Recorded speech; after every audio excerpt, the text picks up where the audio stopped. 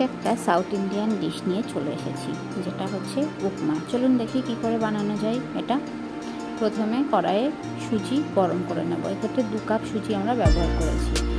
এরপর পেঁয়াজ, কাঁচা লঙ্কা, টমেটো ভালো করে কেটে নেব ছোট ছোট করে।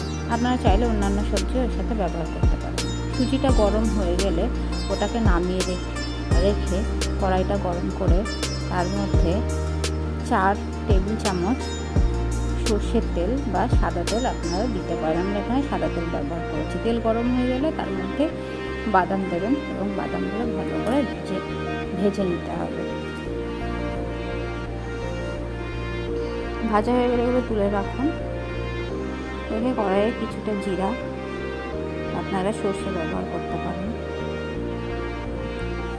ছোলার ডাল দিচ্ছি, আর দিচ্ছি কারি পাতা আর সামান্য লবণ। এরপর পেঁয়াজ, টমেটো, লঙ্কা গুলো ভালো করে ভেজে নিতে হবে।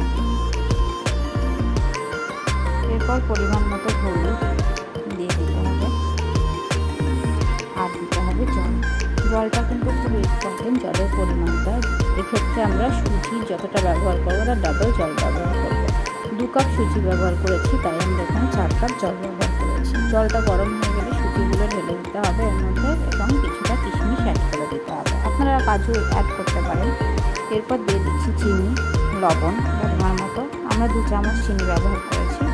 আপনারা চাইলে স্বাদ অনুসারে বেশি বা কম ব্যবহার করতে পারেন। আর লবণটা পুরোপুরি আপনাদের স্বাদ অনুসারে যতটা চাইবেন। আমরা এখানে 1/2 চামচ লবণ ব্যবহার করেছি। ব্যাস, নেড়ে চেড়ে আমাদের উপমা রেডি। গরম গরম এটাকে সকালে টিফিন হিসেবে আপনারা খেতে পারেন। Must try.